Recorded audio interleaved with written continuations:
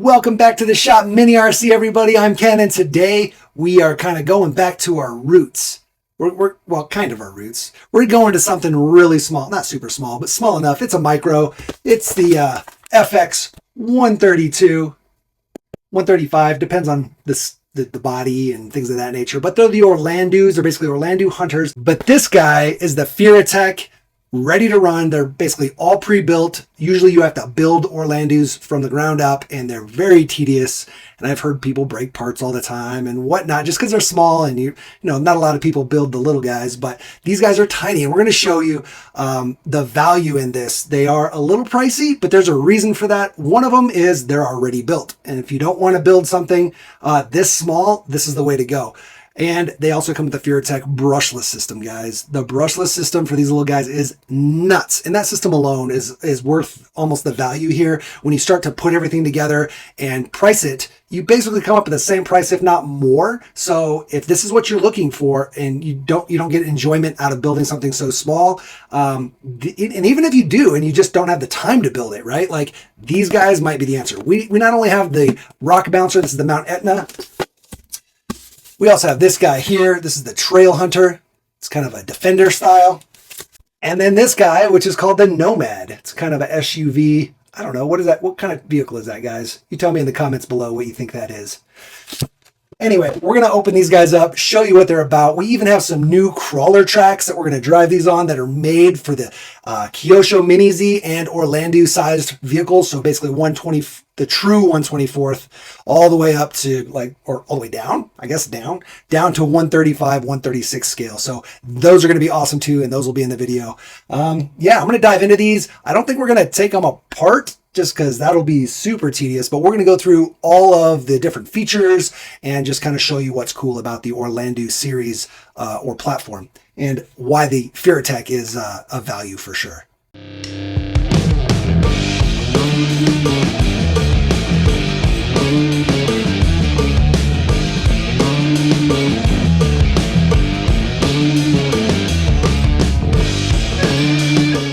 All right, let's go ahead and just open this guy and see what it looks like in the box opening. Wonder if they have other colors. I only noticed the red. We got some foam in here, nice and thick. A second foam in there, nice. Ooh, that is bright red.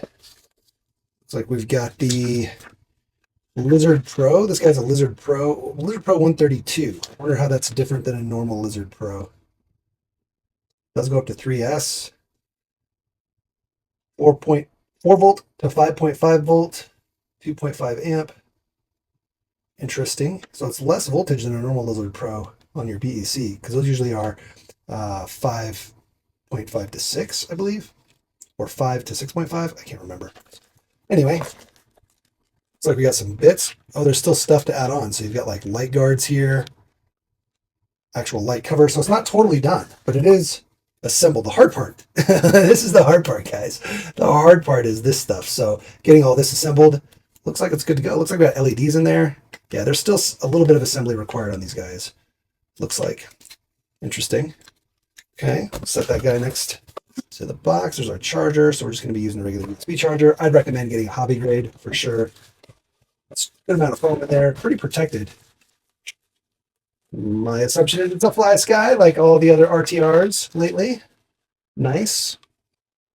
I dig that a lot of people are using the same fly sky, because you can use one remote and hold the bind button, turn on your truck and bind it. You can take 10 trucks in one remote and just swap it around to the trucks you want to drive. All right, let's dig into this guy real quick. All right, so I've been investigating, trying to figure out how to get the body off this guy, and I thought I'd take screws out, stuff like that, but you don't. You don't have to do any of that. Looks like we might need some adjustments. Yeah, these guys are going to require a little bit of adjustment, just like in getting the body panels on. This one's a little off. We'll see the other ones when we get them. Looks like the links might need just tightened down. One or two little twists on our link ends, and that'll get us straightened out. You can kind of see it's not centered. Now, that's something I want to point out, guys. These things are a pain to build. Hold on. We've already got this guy that we got from a buddy, and we've had to build. Well, we didn't build it from the ground up, but we've had to work on it. And I'll tell you what, they are tiny pieces, guys, tiny. And then I have a Jeep JLU also sitting right over down there that's been sitting in there for a while. And I want to build. It's got everything. It's got the sound module. It's got multiple motor options, a couple servos. Like I've got literally everything and more to build that thing, and I have not touched it just because after working on this, it is hard to build them and you have to have time. And I want to, like, I love building, obviously. I just haven't had a chance to get to it. So when I saw that they had ready to runs, I'm like, oh yeah, let's go. So just be aware. These things are hand built, guys. These are not built in, you know, like by machines or like they're hobby grade hand built cars and they are hard to build. So I am not surprised that we're just a little tiny bit off there and we can adjust that. That play is normal, by the way. Again, that's just how they are. See? They got lots of play in the side to side. I'm just more talking about the links being slightly longer on this side, causing the axle to be slightly crooked. So anyway, the one that I had here, you have to unscrew to get the body off. So that's why I thought we had to unscrew them. However, after a closer inspection, I noticed we can just kind of pull back on the body here. Now, again, don't pull on your axles. Don't push. We already popped one of these off, popped off one of our shocks, just trying to open this guy up because again, they are fragile, guys. These things are tiny, but you can basically hold your servo or your tray here. There's a tray. Put your finger right there and just kind of pull back on the body and get the lip right there off. And then it'll just slide right out. And there you go. Boom. Look at that. Got a 210 milliamp battery.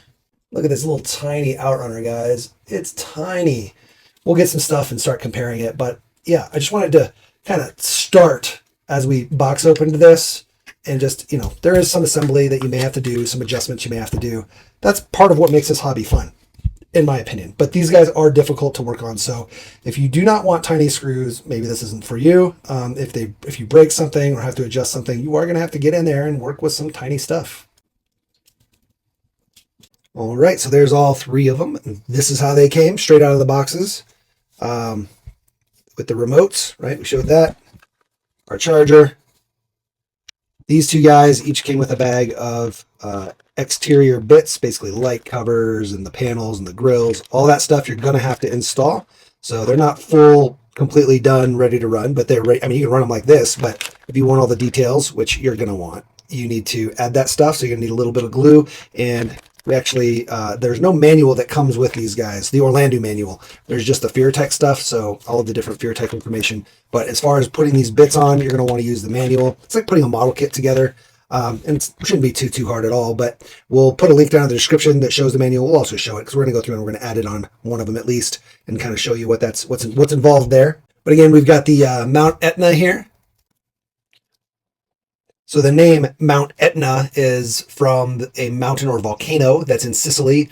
It's basically Greek for I burn, or the furnace or chimney. It's heavy in Greek and Roman mythology.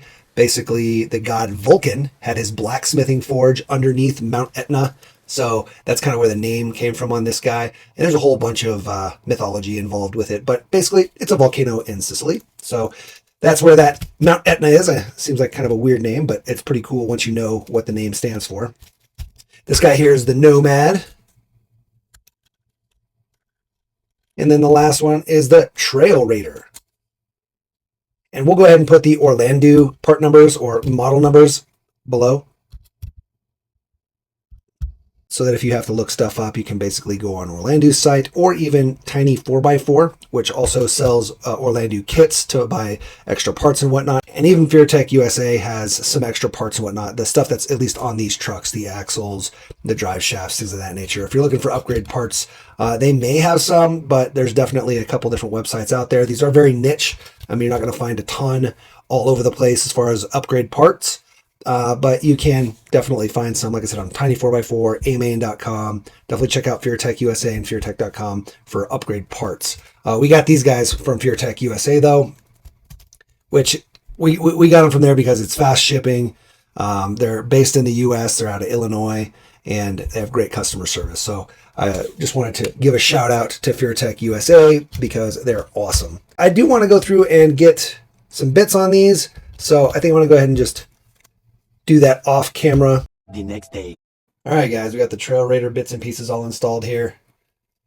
It did take quite a while. we basically had to go through and install each of these little lights or lenses. So 1, 2, 3, 4, 5, 6, 7, 8, license plate light in there, holder, 4 door handles, the mirrors, windshield wipers, front grille, front light buckets, light lenses, top vents, grills, side markers. And then also, we already lost one. We got to glue it. But some mud flaps that come on the backs and fronts here. Like I said, we lost one. We're going to have to re-glue those. I think I need a different kind of glue for those. We did use this, which is basically clear part cement or window maker. Just any kind of glue. This is what we had on hand. There's probably some better options out there, but you want to make sure that the glue dries clear, especially on these lenses and whatnot. You don't want to use a glue that will haze the windows or haze the light bucket, the lights, lenses, because we do have lights in these guys. I was going to go ahead and show you on this one, just step you through kind of what it takes to install, but I don't think I'm going to. It just takes too long. Now, that being said, it's fun. I enjoy it, right? Especially if you like building models, this is awesome to do. But this guy took probably half hour, 40 minutes to put all the bits on. And so I can only imagine how long it's going to take to build one of these. Man, yeah, I need different glue on these rubber mats here. They're just falling off. But just with how long it's taken to do that, like I said, half hour, 40 minutes, it's going to take hours to build one of these from the ground up. So that's part of what you're paying for with these guys. So let's go ahead and talk about the pricing here a little bit, because some people think that the price is too high. Others say it's spot on. Some say it's a good deal. It's kind of all over the spectrum. A lot of the guys that have built these from the ground up, they're probably not the biggest fan of these, because part of the hobby to them is building these, right? They like to build them. That's part of what they're paying for. So they feel like, well, if I pay, $120, $130 to build one of these from the ground up, like that's what I'm paying for. Plus, then I get a cool rig at the end. But to pay even more money and then take away their enjoyment of building, not so good, right? Like that's not ideal. So for somebody who wants to build one, just build one, I think. But if you're looking for something to run pretty much right out of the box, like I said, some minor details here and there. If you want, you can throw them on there. If you don't want to, you don't have to, whatever. And the bouncer comes with everything. Like it's already all built. You don't have to do anything with that. Just the body stuff, very minor. But if you want something you can just plug in and run, literally plug it in, put your batteries in, 4 AAAs, turn it on, and go. These are awesome in that regard. And even then, it's still a pretty good value if you would maybe enjoy building one, but don't really want to or don't really have the time. So I ran some numbers. So I'll go ahead and put the sheet up over here. Basically, buying an Orlandoo kit is around $60. It's like $59.99 or something, plus shipping, right? This is all got to include shipping, and especially if you have to order from different places. But you can pretty much order all the same stuff off of a specific website, all from one website usually. So you got the Orlandoo Hunter kit, $60. The low voltage servo is only $7. These do come with upgraded drive shafts. Those are $10 per drive shaft, pretty much anywhere where you're trying to pick these drive shafts up. So $20 for that. Then you've got the brushless system in here, which is the ESC and the motor, and the ESC and motor is $120. So it is pricey, but again, this is a game changer compared to a non-brushless. It's nuts. I've got this guy here and I can run it for you and show you when we get there, when we start running these guys, but the difference in speed and throttle control between the little brush system and the brushless system is just night and day, totally different. So in my opinion, even if you're going to build one, you're going to want the brushless system. So there's that, plus there's the receiver here, which these receivers are super tiny. They're basically completely flat. They have all the wires soldered straight to the receiver to get it as low profile as possible. And this guy's the same way. Pull it off real quick. Same thing. And the Bluetooth module.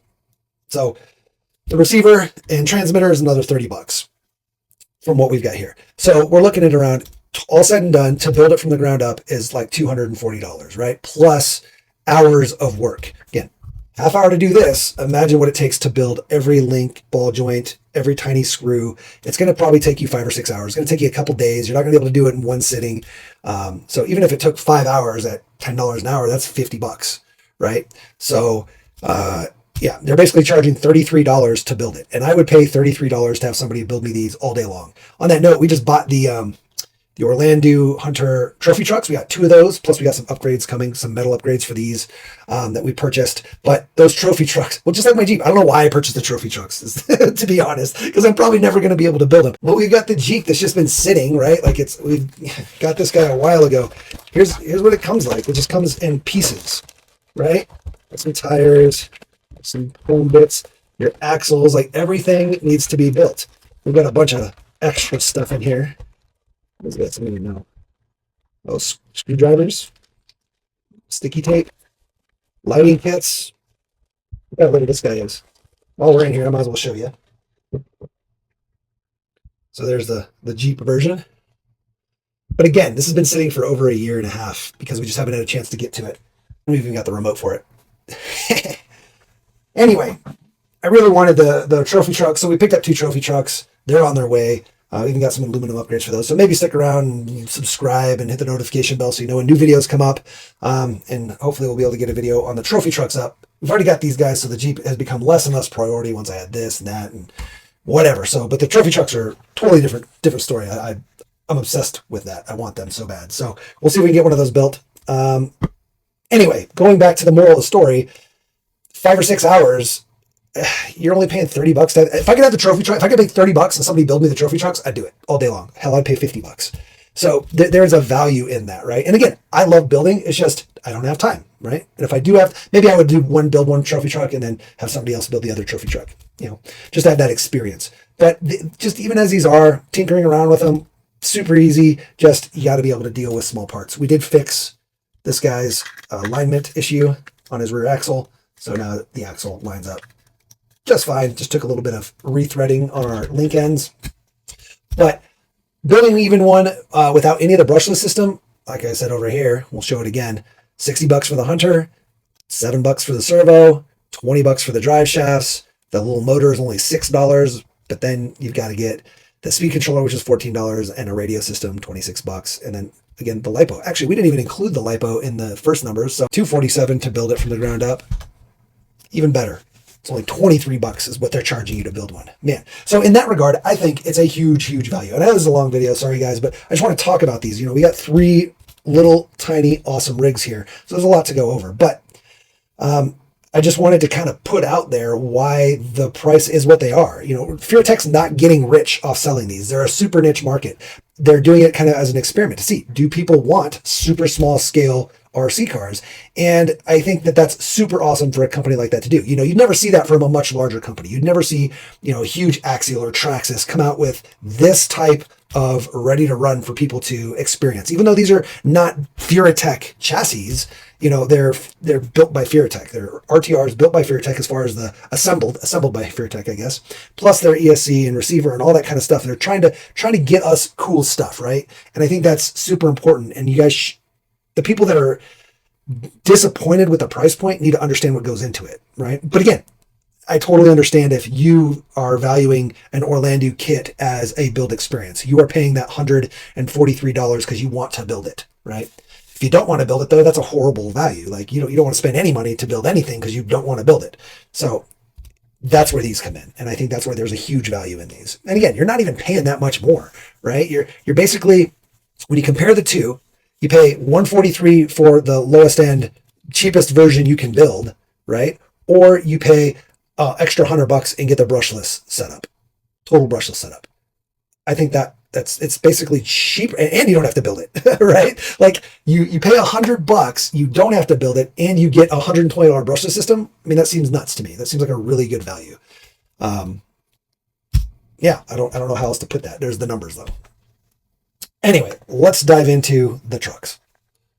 So before we go into the specifics and the measurements and the weights, because I'm going to weigh them for you, show you weight bias, and compare them to other larger trucks, I just want to get these guys fully going. So I am going to get this guy assembled, but here's the instructions of what you need just in case. Like I said, I'll also put them in the links down in the description below, but right over there, you'll be able to see what you need to do for this guy to get all of the little bits and pieces. You can always pause the video, pretty straightforward.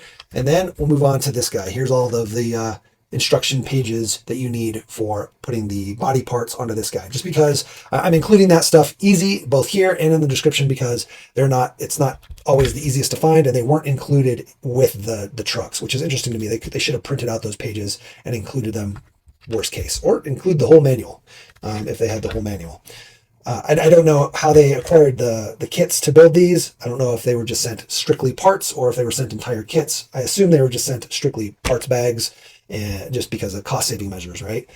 But yeah, all the manuals are all available online anyway. So like I said, check those out.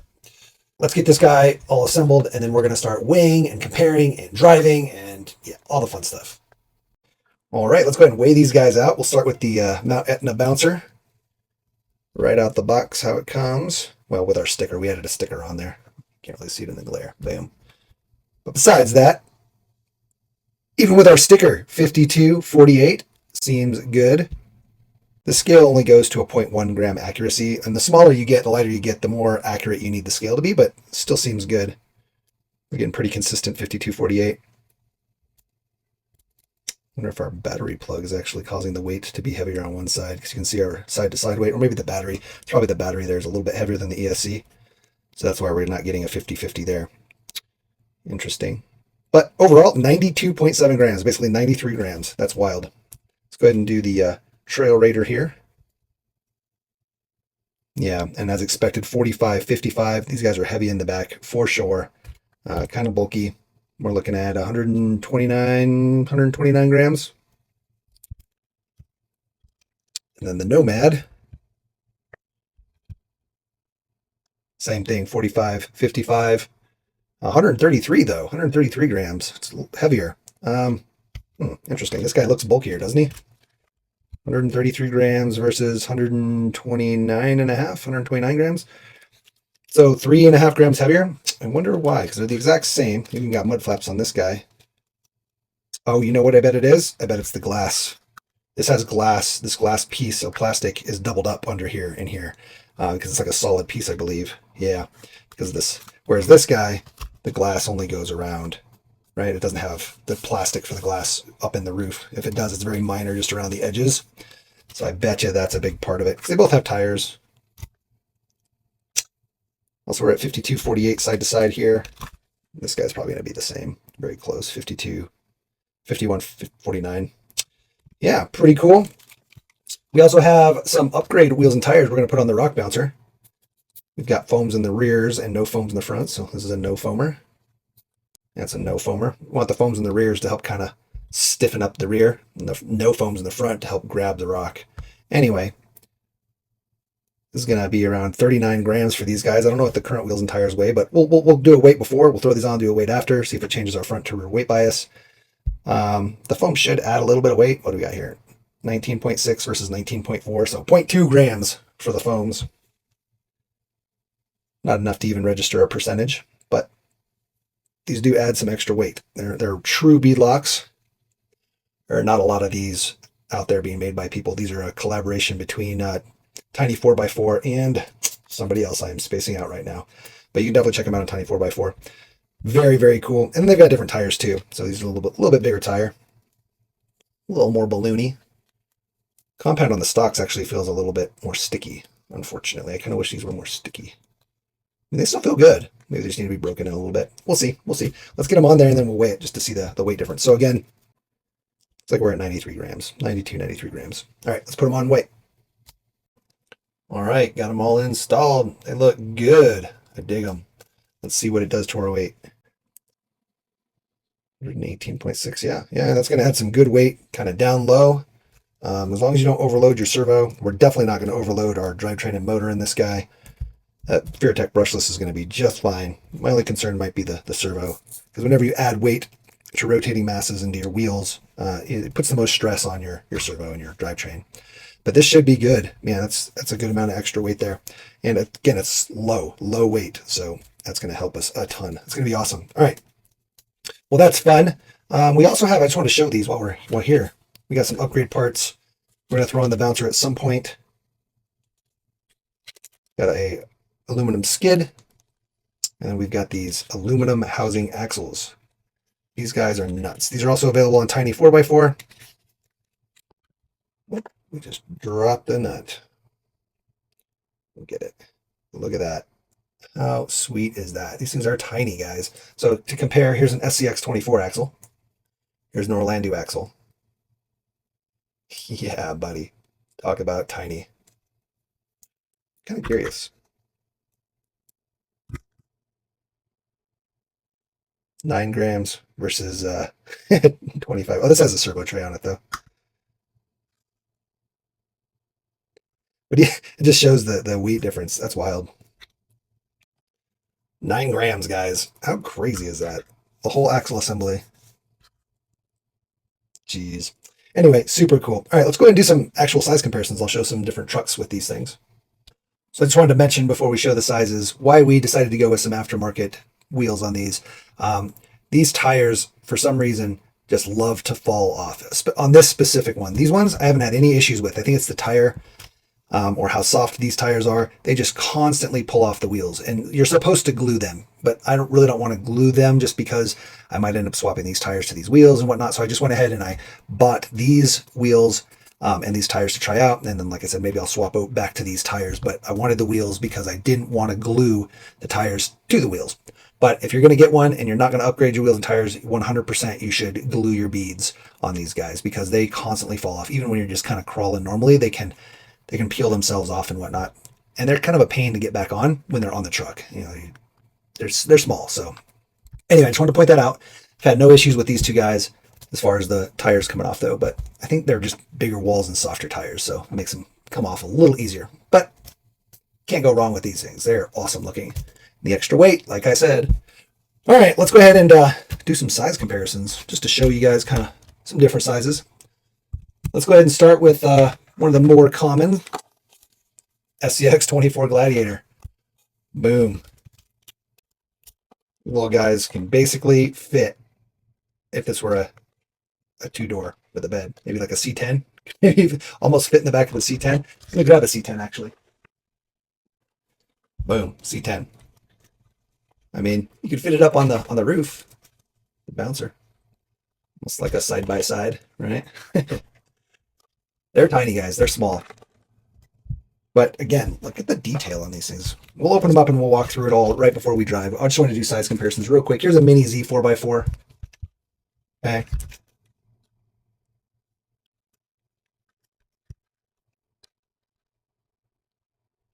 The bouncer. Tires actually aren't too crazy off on that. You could probably run these on here if you really wanted to. Got some crazy big tires. You could do it. You could do it. All right, let's just to show even some. Here's a Bronco. I got a CX24 Bronco here.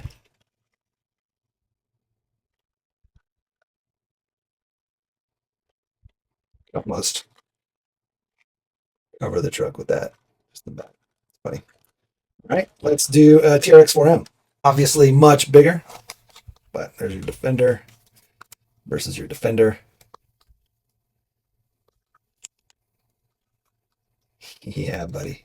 Huge difference. It's almost the width of the TRX. A little wider, not longer than it is wide, but still crazy difference.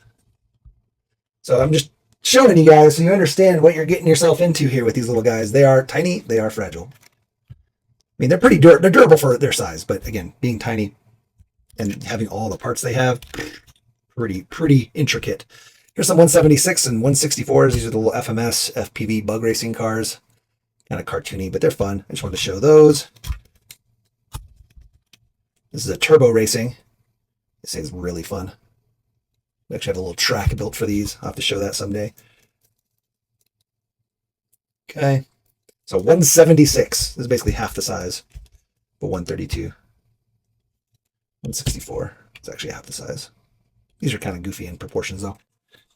And last, here's an actual Mini Z body for Mini Z on-road cars. Pretty big difference. These are 128 scale, so 132 versus 128. This is kind of a bigger car, a longer body on this, just from the type of car it is, but you can kind of see the difference there. So Mini Z is what we race every Friday, and then 132nd. All right, so let's go ahead and I'll kind of open these up and just kind of show you in detail some of the stuff. So the first thing I want to show is the Bluetooth app. This thing is what sets Furitek apart from all the other ESCs out there. both in their small scale and larger scale stuff. The Furitek app is awesome. Basically, you turn on your car, open up the app, make sure you're updated. You can choose your car here, and boom, you've got your throttle curve. You've got all these different settings, some telemetries here.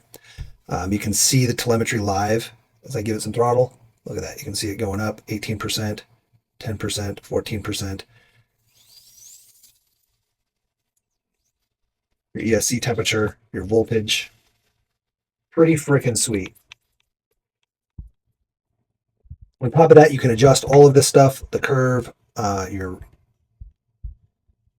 running mode, forward, reverse, forward with brake, forward, reverse with brake, all that stuff. Your voltage cutoffs for your LiPo, your servo output voltage. And again, these little guys, they don't have a lot of room for voltage because they're small, so you don't want to fry it. But this ESC specifically gives you 4.0 to 5.5 volts. Your rotation direction of your motor, startup power, all this stuff, tons of stuff, guys. Max forward, max reverse, your max brake, your drag brake, FOC, which is field-oriented control. It's basically the technology in Brushless that allows you to give it throttle and just keep the throttle at a certain point. And when it comes up against resistance, the motor just kind of maintains power to the motor to keep that crawl going, right? Whereas in like a brush motor or a motor without FOC technology, as you hit resistance, you've got to give it more throttle. And then when you hit that brake over, it jumps and lurches because now you've given it a bunch of throttle and you have no more resistance. So FOC really smooths out the crawling. I think my batteries in this thing are dying. So you can just see how smooth it is. And I'm not having to adjust the throttle at all. I can let go even, and it still just maintains that nice slow crawl. Pretty wild. Okay, super smooth. Well, we're hooked on the bumper.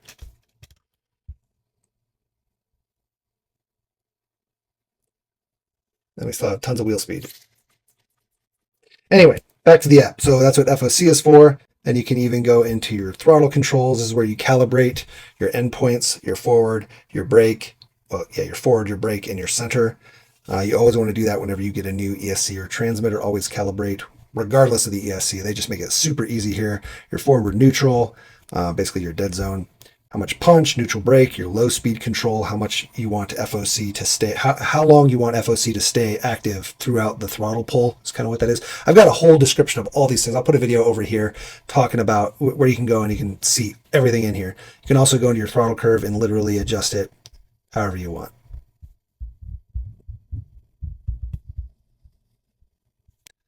So your curve could be crazy if you wanted. I'll go back to the telemetry so you can actively see it. And then it flattens out, and I have to give it more throttle before it starts to go up more. However you want to do it. You can do it forward and backward. It's got data recording. Freaking sweet, guys. Tons of awesome features in this app. And these guys come already ready. All you got to do is plug it in, download the app, connect. Simple as that. There's also firmware updates. None for this yet, but if they ever need to update, they can. You can change your type from crawler to monster truck. That'll reduce your drag brake and things of that nature. Brushed or brushless. Different motors. Furitek Ant, which is what's in there now, or the Micro Komodo, which is a much bigger SCX24 motor. Anyway, tons of cool stuff. Let's open it up and start looking deep. So for the Mount Etna, it's kind of tight in there. It's hard to show, but the only thing I want to kind of show you guys is when I plug this guy in, when I'm actually running it, we'll plug it in, and then we can tuck this battery plug down in here. Just drop it in there. If you want to make it look better so the battery plug's not just sticking out the back, it'll tuck down in there. But then you do need some sort of a tool to kind of pop her back out because it's tight, it's small. But you don't have to run it with the battery poking out the back like that, or the battery plug. All right, so this first guy here, well, these guys are going to be the exact same, but I just want to show you.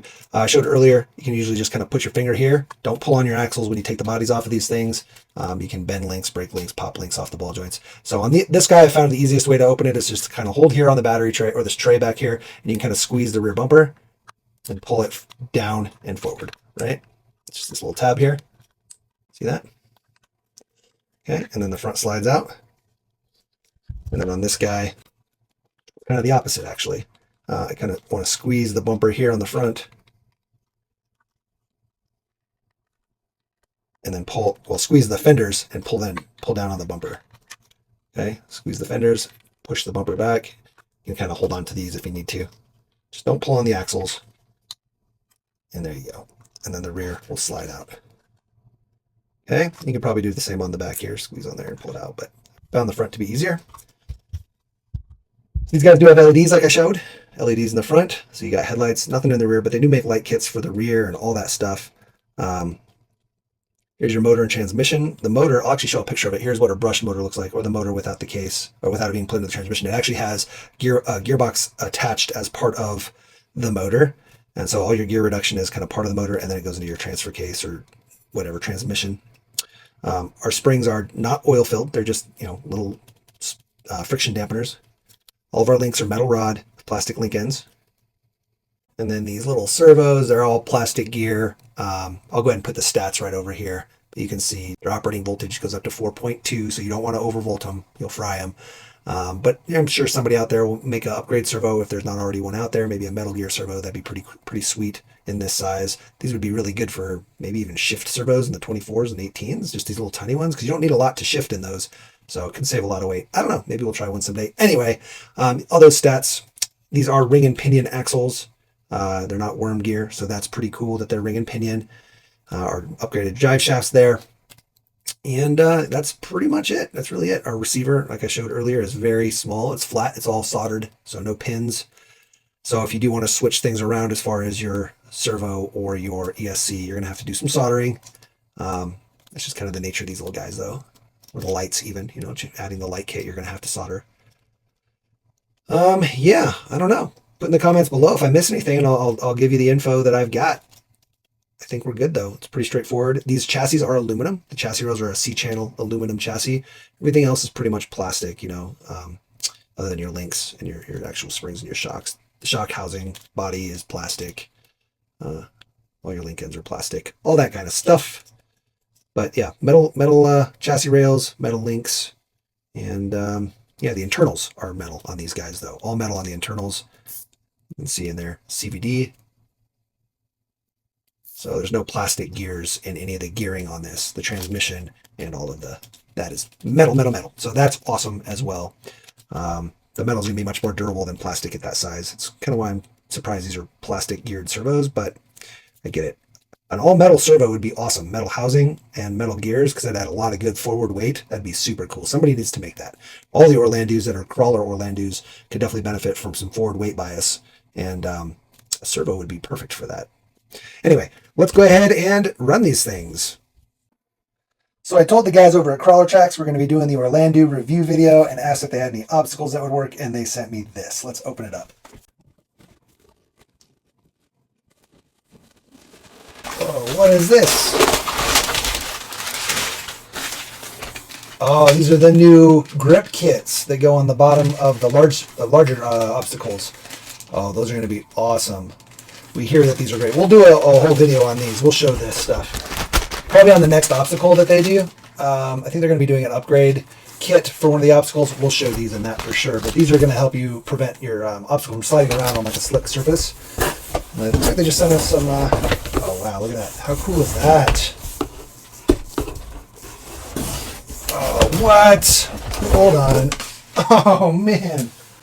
They overdid themselves. Look at that. Freaking sweet. Man, I love this stuff. I tell them every time, I love this smell. Opening this up, it's like a familiar smell every time. Like that campfire smell. Oh, I love it. Man, that is so freaking cool. Oh, that's awesome. Oh, they put some on here too. We didn't even notice. Freaking sweet. Huge shout out to Crawler Trax, guys. That's so awesome. This is the teeter-totter. Now, what is this? This is one of the... Oh, it's the wave expansion. That's what I was talking about. They sent it along. So we'll do a whole video on the wave expansion and the grip kits. So definitely subscribe and hit the notification bell to keep an eye out for that. So this will be a separate video. That's freaking sweet, though.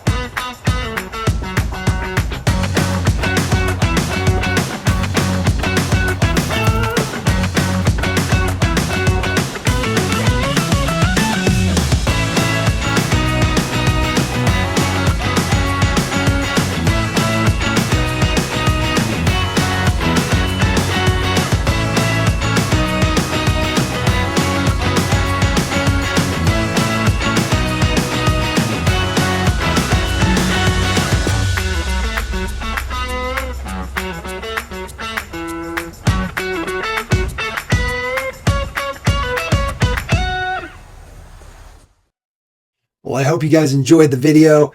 These little guys are awesome. They are just too much fun. As long as you've got a good place to run them, and I mean, you can run them anywhere. You just, some of the lines get kind of hard.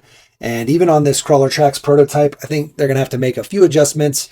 I think they based it on this guy, and this guy's very capable.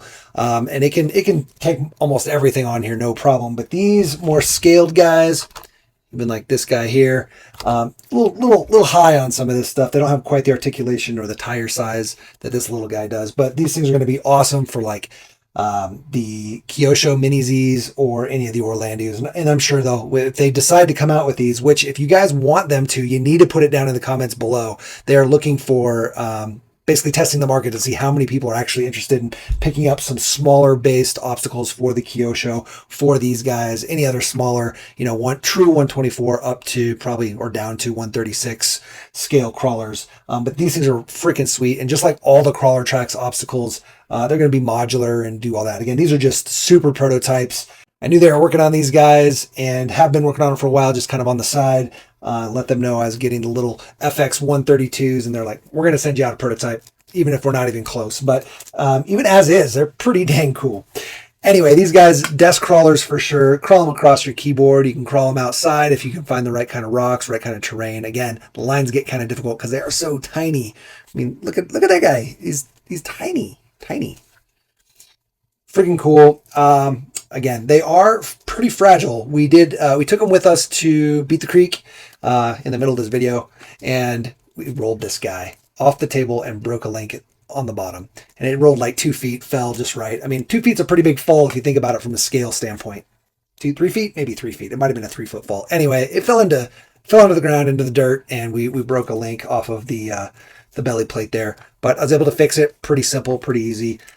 Nothing too crazy, but again, these aren't for bashing. They aren't for younger kids. The younger kids will definitely break them. These are a hobby grade, high end, highly detailed model, you know, and they are awesome performers. You gotta be careful.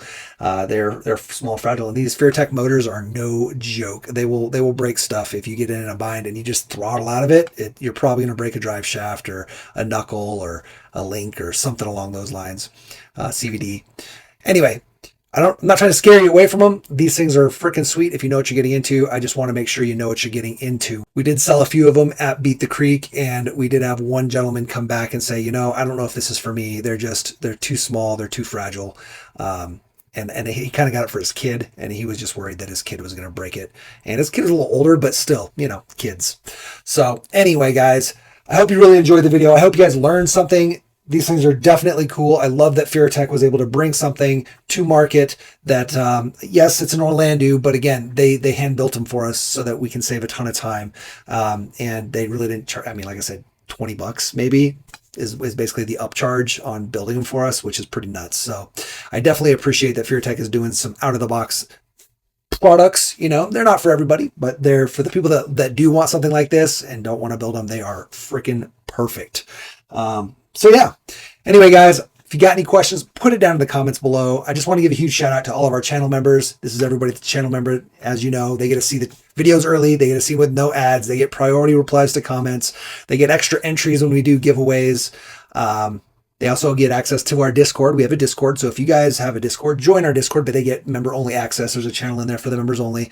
Definitely check out the Discord down in the comments below. All things mini RC, whether it's crawlers or smashers or bashers or crashers, race cars, whatever, all that good stuff. And video's long enough, so I'm going to wrap it up. Thanks again, all the channel members. And oh, if you want some swag, snag up some swag. We got some swag too. We don't make anything on it, just $1 or $2 just to make sure that the price fluctuations don't deactivate products when they raise their prices 10 cents or whatever. But it really helps support the channel, and we appreciate it just from the sense of promoting it to other people, not support it monetarily, but, you know, promotions and word of mouth and things of that nature. Yeah, get out there, build something awesome, guys. Build a car, build a course, build a community, and then smash it, crash it, and bash it. But don't do it to these little guys. Peace.